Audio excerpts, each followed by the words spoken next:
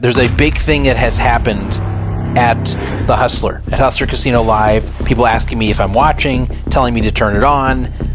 Very, very big deal, they told me. And they were right. It turned out to be a big deal. It's one small step for man, one giant leap for mankind.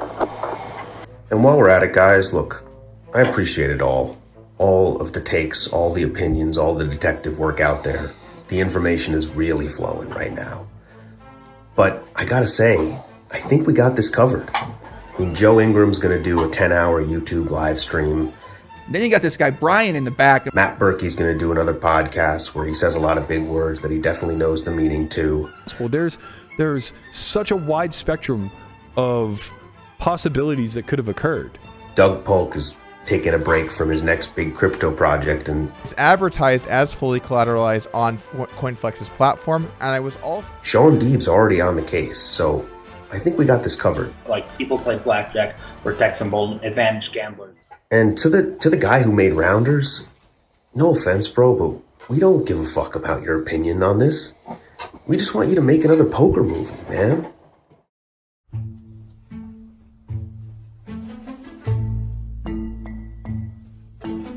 Who is Robbi Jade Lowe? Well, before she became known for the biggest blunder in live stream cash game history, she grew up in one of the richest areas in California. I was born in Saudi Arabia, totally random. I came here when I was 5 years old. I mean, my family brought me here, obviously, when I was 5 years old. And I grew up in Pacific Palisades. There's some pretty, people like to spend money there. You had a lot of support from I had a lot of your parents, support. specifically your father. Yeah. Are they both Saudi? As a surprise to no one, she grew up in a rich Middle Eastern family that valued school. She would go on to UC Santa Barbara in search of a higher education. I came down to school at UC Santa Barbara. A little bit about how I was as a kid. I was a little bit of a reckless kid. I was innately really intelligent, so my parents never worried about it. So she was a really good student, but one thing we know is she was a terrible poker player.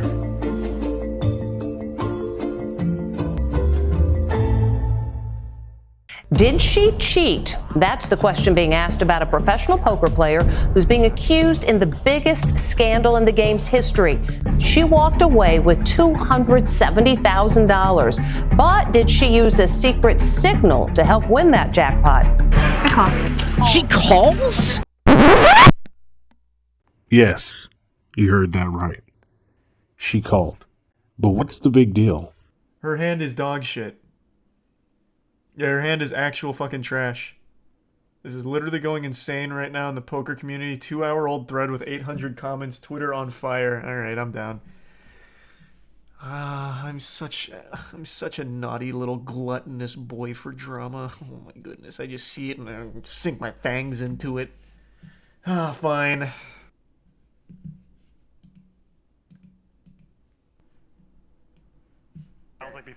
This is a 6-minute clip. Let me just kind of skip around. Click. It's up to you. So this is where she calls. Is it possible that her hand might be misread in the card graphics or something? Because I have a shitty hand. You do? Well, I give it back then. No, yeah, exactly. This is a pure bluff catcher I'm dealing with right now. With Jack. Thanks, Resub Dill. But yeah, I think he has to be. We'll go to the river. The river is a 9. That one's you for sure. They're gonna run it twice. I don't think so. She's gonna small pair. Yeah, she's a 3 and a 2. You give me that much credit? I don't know. She's good with the first one. So, just to explain, running it twice means they're going to do one more besides the 9 of diamonds, and it bricks both times. If the cards are correct. And the river bricks out again. Oh my god. Oh my god. Again, this could just be straight up luck. I want to see. And she had no idea what she was doing. If it walks like a duck, talks like a duck, and quacks like a duck, it's probably a duck. What do you mean by that? What I mean by that is that in most cases, people try to overcomplicate the answer to the question that they're looking for. Garrett released a statement Garrett was obviously very happy to see these developments here, because Garrett was taking it on the chin really, really hard on social media. Pause. I mean, really, really hard. Garrett went on 2+2 to say, I can again say with great confidence that Robbi was very likely a part of a cheating ring of at least 3 members, including her, Rip, Brian, and potentially others. Although I have strong suspicions of many hands that were cheated and the specific methodology and roles of each member of the cheating ring, my legal team has advised me to leave this information out of this initial report. I may choose to disclose additional information in the future if this story continues to be derailed. Is basically the guy, Brian, came out of the woodwork and started making a bunch of posts on here, which I'll probably get into a little bit later. He basically just said, why would he pick the Jack 4? And this is kind of my let's see. So yeah, he basically made this post. He said, he's not dumb. I play poker. I know that. I have card removal. I mean, listen, there's no way there's no fucking way I think this guy would pick that hand unless the cards got mixed up, which is what is one of the allegations, is that the 4 and the 6 could have got mixed up and maybe, but I don't think so, man. Like, I don't know. Possibility, but I'd have to see more data about that. But yeah, this guy said that Doug Polk, mysterious filing cabinet, that narrative is false. I did not move anything, but you know, I don't know much about him, but he basically said that he didn't move anything I did not move anything that would change my perspective. If I want to see the real-time hole cards, I could have seen them from anywhere. I was sitting at any time from anywhere in the room. There are 10 monitors in the room, and you can see the whole cards in the program feed, which everyone working in production can see. So he's saying there's 10 monitors in the room. Anyone can see the cards, not just him. I wanted you to explain the black filing cabinet, because this is something I thought I wanted you to explain personally, because when this story came out, I was like, this doesn't make any sense. Yeah. Okay. So let me give you a little bit of information on that already that I addressed that a lot of people just didn't even care to really listen to, which was pretty dumb. Like, who else is working there that's directly, aside from Ryan and Nick and everybody and all the commentators that come up there and all the other production people that work up there? Like, I'm the one who sees the layout exactly, you know, the layout and everything. The perspective from the camera that's in the actual production room is in a position where if the filing cabinet was moved, then there would be no further obstruction of the view of the editing table. So the thing that we're talking about is Doug Polk claiming that, oh, he moved this filing cabinet to block the view while he was looking at the hole cards, when something that I addressed already and have proof of pictures in any of the actual control room. Can you see the hole cards? Now, this is something that's already addressed and it's been updated. So you cut out there. You're saying, what about, you could see the cards from anywhere in the control room, regardless of the filing cabinet. Yeah. Regardless of the filing cabinet, anybody could see any single set of hole cards from any person that had their cards read through the hand. If they're still in the hand or initially pre-flop before they fold, they could see. You know what I mean? So the fact that they were trying to say it was my motive. We gotta have you like leave the meeting. Oh, okay, you unfroze. Sorry, go ahead. You were frozen for a while. Internet. Yeah. Sucks So. Right now. Basically, the fact that people are trying to make some sort of story out of the filing cabinet is completely ridiculous, because it makes it makes sense as to why he would think that, but that's some time he hasn't experienced the actual, like, you know, full scene of us doing our job in the control room, whether it's working on audio or anything, post-production, graphics. Like, he knows how his control room is like, but he doesn't know how. Yeah, and we don't need to focus so much on him. It's more about the black filing cabinet. Moving it was irrelevant. And I can say that because I worked up there and I know it already blocked the camera, actually. So moving it wouldn't have done anything. Plus, you could see hole cards from anywhere. But yell, there's a blatant lie. Nobody saw Robbi's hand. You back up the chips. You're literally making shit up. Our cameras can see. can't see where they were since they were by the lockers. I was directing by the show. I could only see where the cameras show. So everybody got everything wrong. He didn't do anything. He didn't yell. There's no yelling. Right. This is the point where you can explain the yells during the yell. Exactly. Your alleged yell.